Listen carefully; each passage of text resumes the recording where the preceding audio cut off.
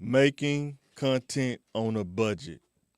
What I have learned so far on this content journey that I started, a couple years ago, something like that. But my name is Mike. I've been in IT for over a decade, so I'm able to do things on a budget because I understand how some things work from a technical perspective. I currently have a bachelor's degree in web development, working on the MBA, and Lord willing, I will be uh, going to try to get the JD, and that will be my educational journey. But I wanted to share to anybody that's thinking about making content, and when you watch these YouTube videos, you feel defeated already.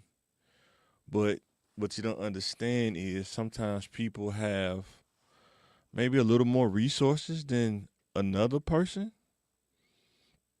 or different cities have different areas where you can actually go rent and studio space and record. One day, that's probably what I'm doing when I get done with school. That's one of my little bucket list dream businesses to do something like that. But don't be so easily defeated if you want to start content, whether it's audio, whether it's video. And please don't hesitate to let me know in the comments any questions you have. Like I said, I'm not rich at all. I can't buy, a $3,000 cinema camera. It'd be nice, but that just ain't realistic for some people, especially people like me when you got a family, you got things like that. So, what I would say is don't be defeated. Take your time, build it in steps over time, and you will get to where you want to be. But before you get to that place of where you want to be, you have to get the training and train yourself actually, and watch yourself over and over again, refine things so when that time comes you're ready to walk through that door and not feel like it's a lot of pressure, a lot of weight on your shoulder. So let's get right into it. I got a slide I want to talk about with you. Tech talk. Let's get right into it. So the first slide, what does it take to make content on a budget? Audio or video? Do you want to make audio or do you want to make video? Choice you have to make. Me, I'm more of a video guy, but if I wanted to, I could take the audio from the video and post it as well. But it's all about your personal taste. Some people don't like being on camera, they'd rather do audio, no problem. And if you like to take the Pepsi challenge like me and do video, no problem as well. But you got to figure out when you're making the budget, what do you want to make, audio or video? Second part, Mac or PC? It's a big debate sometimes, Mac or PC. It depends on personal preference. Like I said, I worked in IT, so I've worked help desk. I've used both. Still, excuse me, still use both to this day. I even have an older Mac Mini that I used to use right here. Here's the thing about using a Mac. Not saying it's right or wrong. I'm just saying this is the thing you got to think about. Every probably 5 to 6 years, a Mac it ages out. That's what we call it now. Age out. What does that mean? That means that probably around that 5 to 6 to 7, somewhere in that range, the updates that you get, it won't allow you to update to the newest operating system or Google, um, Chrome, the latest Google Chrome, and even with software. Like I remember, I got a Black Magic video switcher, and this Mac I just showed you, I think it's like a 2017, 2015, something like that. Even if it's older than that, but it will not let you download the latest software stuff for some of the things that you use because it's an older operating system. So that's something you have to consider when you get into that Mac ecosystem. Another thing to think about in the Mac ecosystem is you have to consider there is no modularity. You cannot add RAM. You cannot add another hard drive. You can probably do it externally, but you can't do it internally. There is no room. Whatever you buy the Mac as, that's what you're gonna have for the rest of that Mac's life. And to do it up front, to get everything you want, some people call it the dream, the dream Mac. Man, that still costs so much money. You seem like you're almost buying a used car or something like that. But that's some people they enjoy that. Most people, in my opinion, that's really in the Mac is more of the aesthetic part of it. But that's just my opinion.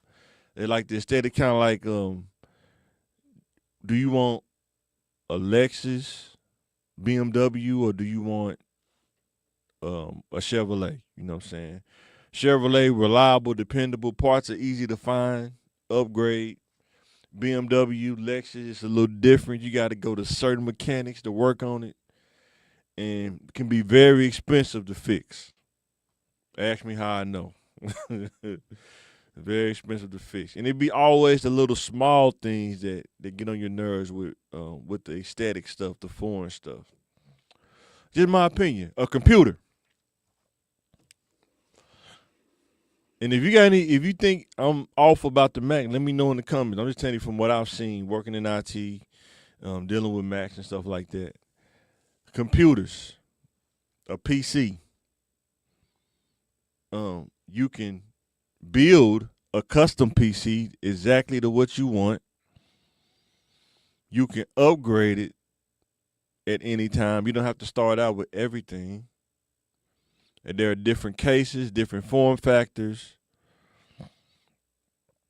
You can upgrade the RAM at any time. PC give you a lot of modularity if you're into that. Some people not into that. They rather get everything up front and not get it, and they get the Mac. Me, I've been in IT for so long, I understand the internals of a computer. So I would say if you like to start out at a baseline and then move up, I think a PC would be the better option because you can buy the different parts at different times. You don't have to buy everything at one time. You can literally, I know people that literally buy the case, then they'll buy the motherboard, then they'll buy the CPU, then they'll buy a SSD, NVMe hard drive, which cuts down on the space that's used inside of it. Then they'll get a GPU, and then RAM, and they off to the races. And they do it over time. They may do it in a couple months. Matter of fact, if y'all subscribe and help me grow the channel, maybe the money I can buy and build a PC and make a video out of it to show you how to build a PC. There's something to think about. There used to be a time where you can do this to Macs, but now I think they've pretty much closed it off where you cannot add RAM and stuff like that to Macs. You gotta be very meticulous because if you open it, you may void the warranty, and that's dangerous as well. So, but you have to make that decision. Do you want a laptop or a PC? And we're gonna talk about why here later. The next one is if you choose to make audio. If that's what you want to do, if you want to do it from a minimal standpoint, you can get an audio interface, a mic, and the XLR cable. Do I got an XLR cable somewhere floating around here? Somewhere I do. Let me see. You got one right here. Uh-oh. Pull this out of my bag. That's the cable's long. Oh, the mercy. So, this is an XLR cable. It has 3 prongs in it. This will give you the best audio because it's wired. that you can get your hands on and give you the best audio. Mics, all kind of mics, right? You got a dynamic mic like this. You have oh, it ain't gonna pick it up, is it? Because this thing is too. Let me make it big screen bigger. You have a condenser mic, and I can't afford a SM7B, so this is a fee fine. I think I bought this for like $50 at one point. It was on sale on Amazon. There's some mic you can use, mic arms, all kind of stuff. But audio interface, it sends the audio signal to the PC through USB. That's what this is. A USB cord plugs into your laptop. These can run into the speaker or driver. Some people call them drivers. Some people call them speakers. However you call it. The microphone plugs into the audio interface, and now you're set up to make audio. Now, you gotta have software. You can use either QuickTime on Mac, or they got other stuff that capture audio on PC as well. Some people use GarageBand. There's stuff on PC. I can't think of it off the top of my head right now, but it's definitely there. But you need the audio interface to have the best audio that you can get. Can you use the laptop mic? You can, but it won't be the best. It'll sound muffled. If you want clear audio, though, you want an interface for a minimalist setup. Some people don't like having a lot of equipment. They like it to be minimal, easy to learn. Whatever your taste is definitely out there for you to have. But this is the minimal setup, right? Now, if you want to take the Pepsi challenge like me, this is what you call a mixer, where you can put in multiple mics, run into multiple things, whether it's the computer, some of them got a USB connection, some of them you can run into an audio interface where you can have like extra control, run to speakers as you can see at the top, even headphones to monitor your audio. All of that. Here is a small version of a mixer right here. Turn it the right way so you can see it. Small version. Let me make the screen bigger. This is a small version of a mixer. As you can see, it has 6 mic inputs, an input for a cell phone, 6 mic inputs, the controls. This is the main control right here. These are the controls for the mics. Then you got effects and sound and all that. This cable, we're gonna talk about cables here in a minute, runs to either can run it to your camera if you want a mirrorless camera. It's like a TRS to like a 3.5 millimeter or something like that. 3.5 millimeters, something like that. And I can, if I'm outside, I'm on the go, I can record outside and have the best audio that I can have, or you can use wireless if you're using a camera. It really don't matter. It's just all about preference. But I like mixers because even me, I do sound. I didn't start out doing sound. I just kind of learned along the way, still learning. But I like mixers because for me, I'm a creative person. I just got a late start because I was always focused on other things when I was younger. I should have been focused on this when I was younger, but a mixer, when you're doing sound, if you think you got ADD or you got a problem with attention span and stuff like that, a mixer challenges the ADD in you to how to focus and still have to think about different things. That's why I like mixers. It's like therapy for me almost in a weird way. And when you are doing sound live and you have to think about 5 or 6 different things, sometimes 10 different things. Who's using the mic? How strong is their voice? Are they getting tired? Oh, they gave the mic to somebody else. I might have to turn it down or I might have to turn it up. There are 5 people using mics. versus two people using mics. The sound is different. However, if you have ADD, I would say learn how to do sound. That would be something that would be therapeutic. I promise you, you'd be surprised. And a lot of times people think it's a bad thing, but there are certain fields that if you got ADD, if you feel like you got a dope ADD or whatever, you can focus on a lot of things at one time. That's where your that will shine. I'm telling you from experience. I working in IT, doing like stuff like this, sound making content is where my brain shines because I think about multiple things at one time. And this is like therapy for me doing mixing on my computer or in here in the studio. I have a bigger mixer, but it's old school. It's the dials and stuff. I like the dials. I can't afford the digital. They got one, or the church that I go to is really nice, but I can't afford the digital mixer. It's expensive, but they are nice. They are very nice. But for right now, this is the kind of mix I have, kind of like a version like this with the knobs. Works just fine. And then when you get into it, it's the cables. Cables are very important. Very important. You need good cables.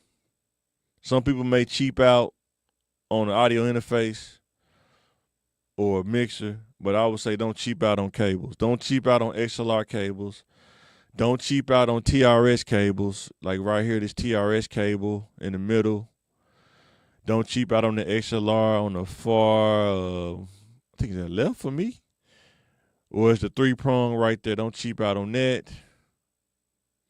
Don't cheap out on HDMI cables. Don't cheap out on USB-C cables. Don't cheap out on your cables, guys. If you do, I'm telling you, you're going to hurt. You're going to be working on something and somebody can just touch it and it'll turn something off. Just by cheaping out on cables. Ask me how I know. You buy the wrong cable, it don't last that long. Buy the wrong USB-C cable, it seems like it's so temperamental you can barely touch it. If you just tap it while you're trying to do this kind of stuff, you'll lose your camera feed. So don't cheap out on cable. Quality matters, especially with your cables. The mixer that I have, USB cable. You can take batteries or you can do USB. Power it through a power battery banks. Battery banks are pretty cool too. It's another learning curve. But if you want to make content, be willing to learn. The next one, using the cell phone or using the camera. Whatever you have, you can use. I use both when I'm at work sometimes. On lunch break, I use my camera. If I feel like taking my camera to work, sometimes I do, sometimes I don't. But I use a Sony a6400. Been using it since I started, I think. Been using it for years. Haven't given me any trouble. Using the kit lens that come with it. They be saying you can get those lenses like 1.2 aperture and stuff like that. I can't afford that, so I'm saying stick with what you can afford. The lens sometimes can cost more than the camera, you know what I'm saying, that you buy. You have to think about that. Now, do the lens give you a better view? I'm pretty sure it do. I'm not saying it don't. Because when you look at a lot of those YouTube videos they say a 30 mil, 1.2 or something like that, but the lens may cost you $900. So you got to be prepared of learning those kind of things. The greater you want, the more it's going to cost. That's the thing about anything in tech. You want more, it's going to cost you more. Unless you learn how to bypass the top price and know how to find stuff at a deal that works, not somebody trying to scam you, but being able to recognize a deal when you see it and take advantage of it based on your budget. Using a cell phone. Cell phones has caught up to cameras. I mean, if you got an iPhone, a newer Android phone, you can literally, turn your phone like this and record. Or you can use the front facing and record yourself. That's my family right there, wife and kids. Shout out to Ashley, MJ, and Naomi. Love y'all. But being able to use your cell phone is an option to get started so you can know if you want to do it or not. One of the hardest things about making content is being consistent in making it, whether you feel like it or not. Like, if you're a regular person, like I am, I'm a husband, I'm a father, I work, and I'm also going to school. So I try to make content around all of that. Definitely not easy, but it can be done. It's a mindset thing. You have to be able to press your way through times when you don't feel like it and make content. Even when you think people are not watching, you still have to make it if you really want to make content. Sometimes it's not about people watching at that time. They may come back and watch it later. But I'm telling you that you can reach more people through making content than you can talking to them one on one. Just my opinion. Let me know in the comments what you think about that. Another thing that gets a lot of people is editing software. Editing. That can be some of the most grueling tasks if you don't like doing it. It's a learning curve though. When you're talking about cost and PC resources, right? I think that is DaVinci Resolve. DaVinci Resolve is free. You can download it for free and edit with it. The problem is, even with DaVinci Resolve or Premiere Pro, is do your PC has the resources to run editing software? And I'm gonna tell you, if you don't have at least 30 gigs of RAM or more, your computer will bog down. It'll probably crash if you start editing long or high resolution files, 4K, stuff like that. Your PC will crash before you even finish it, before you even start. So I think the baseline is 30, but I think most PCs, you can get up to like almost 100 gigs of RAM. It's very expensive to do it, but you can do it. But you got to take your time sometimes. I would say start with 30, 32 gigs of RAM and kind of go from there, especially if you're not doing movies and long files and long videos. Like if you're doing short videos, hour, 20 minutes to an hour, chopping it up into reels. 30 gigs of RAM would be great. That's what I use in the computer that I got, 30 gigs of RAM.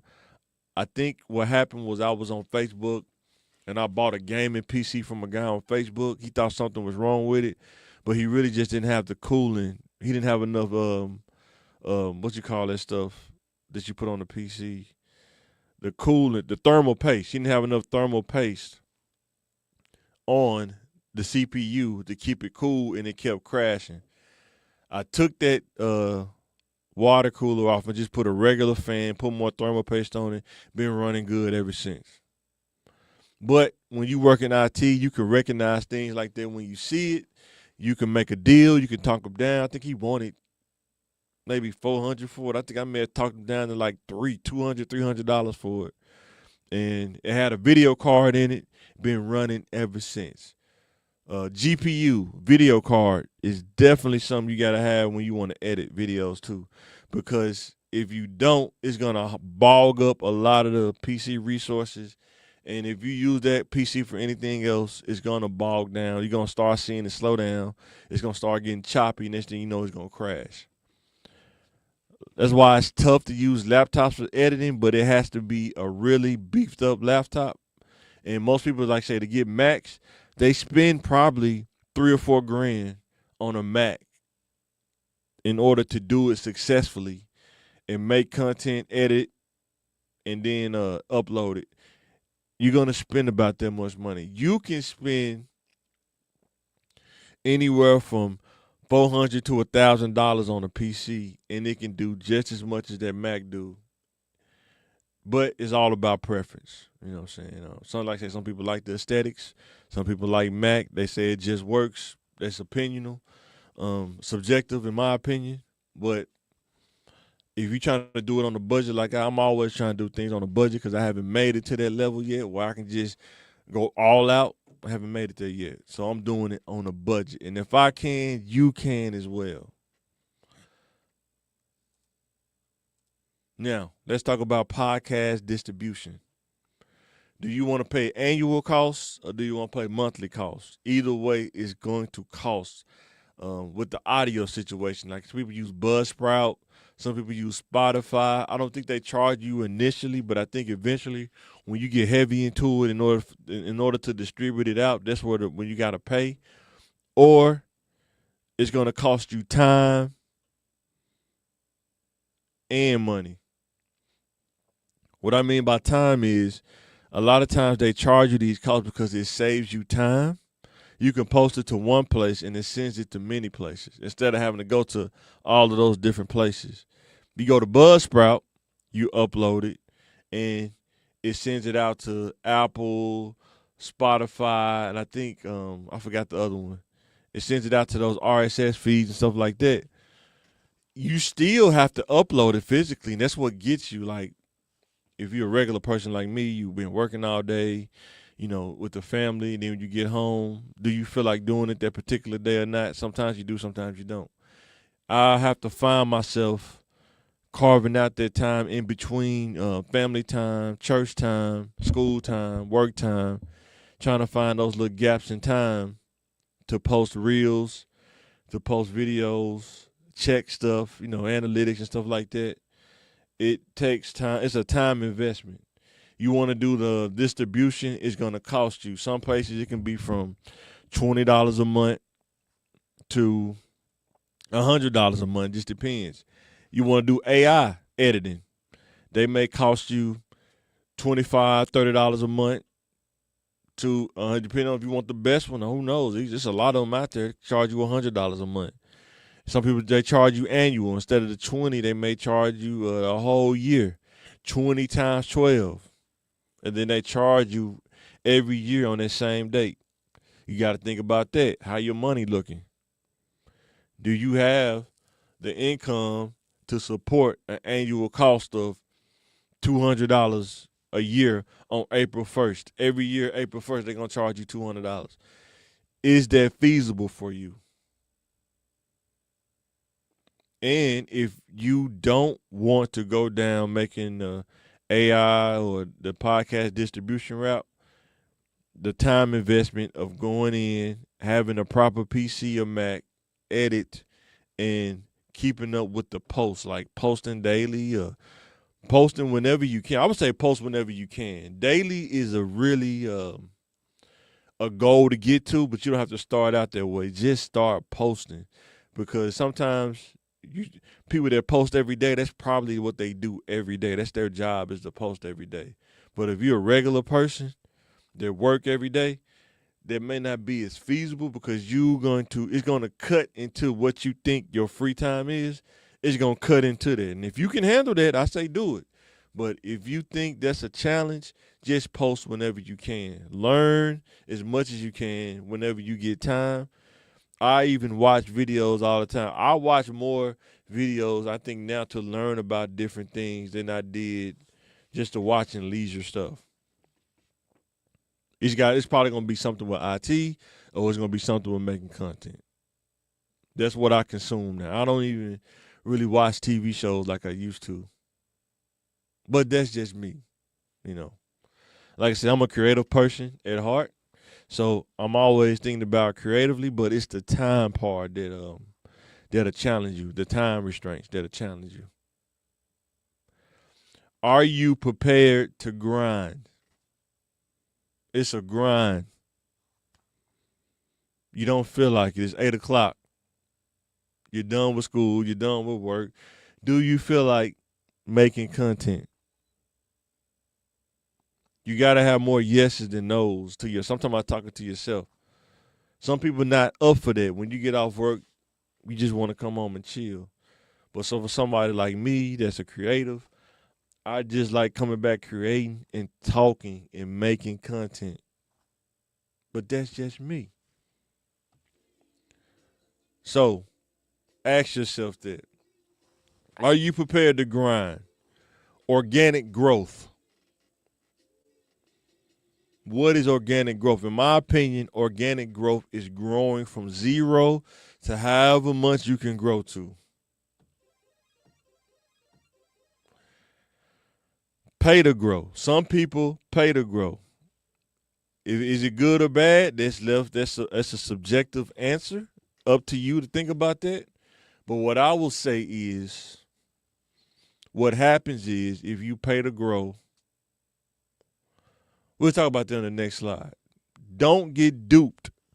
They'll send you these messages when you start to get some traction. You'll get these kind of messages. Let me go to it real quick. They'll say, looking to skyrocket your IG page reputation with 10K or 100K plus followers right away. So, when you get duped into these messages, people are paying for 1K followers $13, 10K $95, 20K $147, 50K $347, and 100K $597. So what happens when a person do this? This is just my opinion, just theory.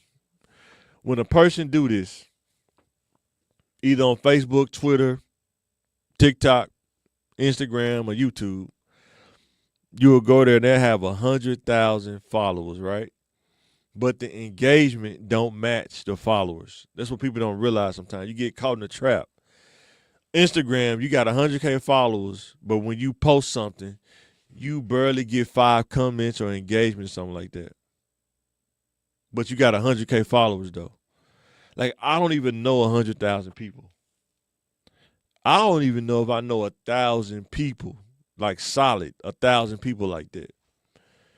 And when you grow organically, it may take a while longer to get to that. But you see people just pop up and they have 20K followers or 100K followers. I know this is a subjective answer. What you think? People send this kind of stuff. I get this kind of stuff on the CTM page, but at the same time, it's not my cup of tea.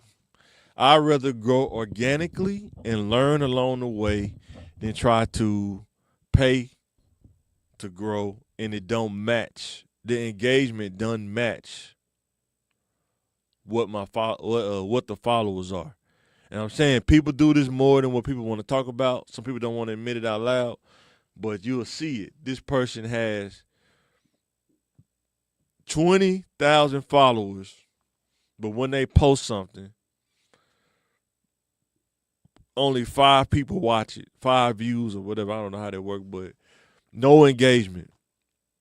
When you have that many followers, like legitly following you, when you see it, and some people, they'll match this up and they'll have bots. They call it bots, where they'll come and put in comments, but they don't look real. Like it's like it's computer generated or something. It's like they're not even saying human stuff, what a human would say.